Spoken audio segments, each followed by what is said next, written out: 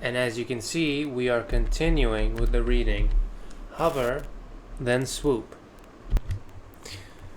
It is difficult to write in this tent. At a halt, almost no one came into my room, and I could leave my parchment on the window ledge. And at Caldecott, I could sit in my window seat with my ink perch at my elbow. I had beetles and spiders for company there, and sometimes a slug or a squirm, but that's what my foster sister, Sian, used to call them. But here there are hordes of flies, whining and buzzing, and they bite the back of my neck, and the back of my knees, and my knuckles. There's no table here, and no window ledge. Sometimes I prop myself up against my saddlebag and stuff a cushion between my knees and use that as a table. And sometimes I stretch right out and kick up my heels and write lying on my stomach. But each time I have to pack my parchment away again as soon as the ink is dry and I've polished the page. I know I meant to use a boar's tooth, but before I left, Winnie gave me one of her teeth, and that works almost as well. I've brought plenty of oak apples, and acacia sap, and green vitriol in a glazed bottle. And it's not easy to make ink here because there's no fresh rainwater, and also, if I'm not careful, grains of sand get into the mixture. On the way here, most of my quills were wrecked. Turld bent them in half when he jammed his hammer into my saddlebag. When I went into the scriptorium at Wenlock, Brother Austin told me the outer pinions of geese and swans make the best quills. But the only feathers here are those of herring gulls. Their insides are furry, but at least they're strong and shave easily. Lord Stephen and I had so much to do before leaving that, although I've often looked into my stone and stepped into Camelot, I haven't been able to write anything at all for months. There wasn't even time to write about my betrothal to Winnie. But I do want to write down everything now.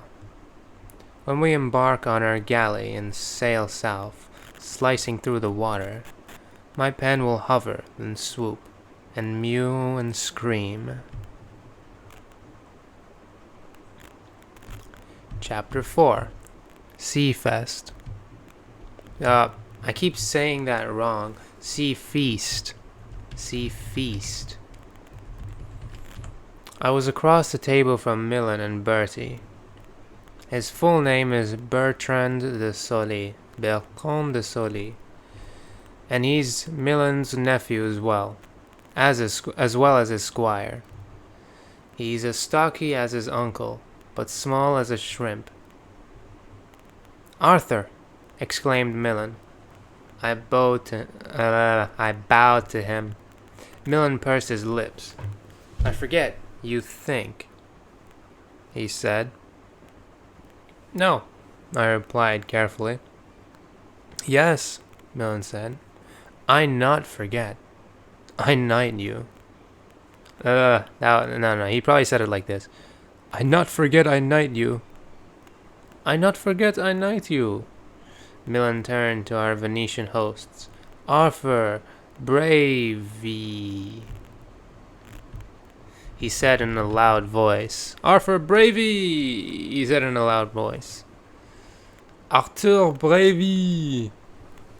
Millen had just begun to explain to the Venetians how in Soissons I stopped a man from knifing a woman when the first course arrived. On my platter there were 3 creatures that looked very juicy.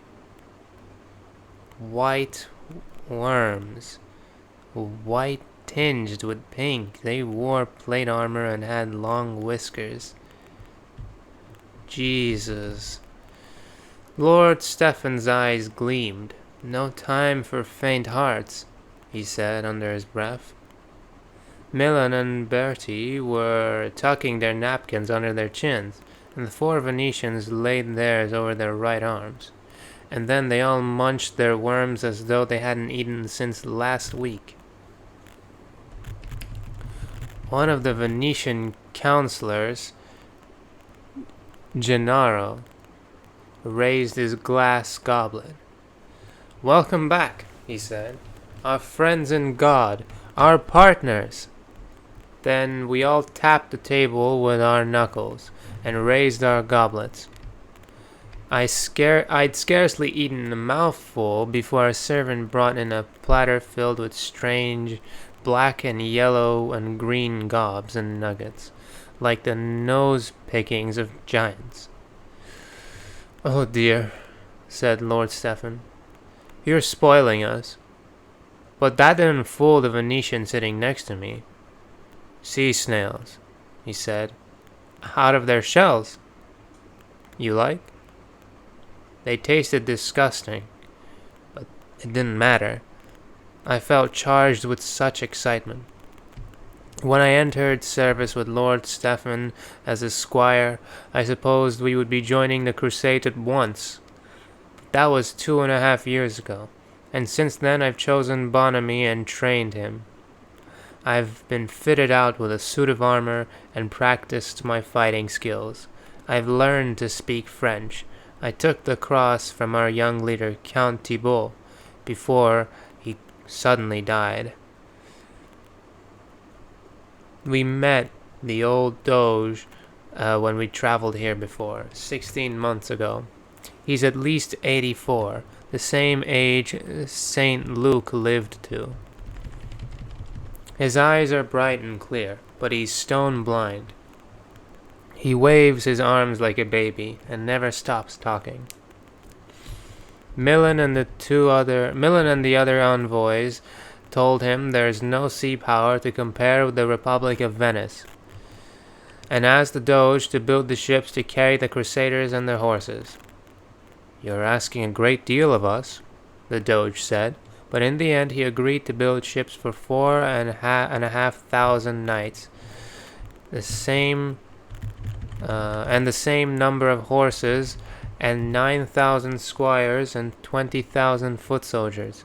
So every able-bodied man in the city has been boat building for the last 15 months.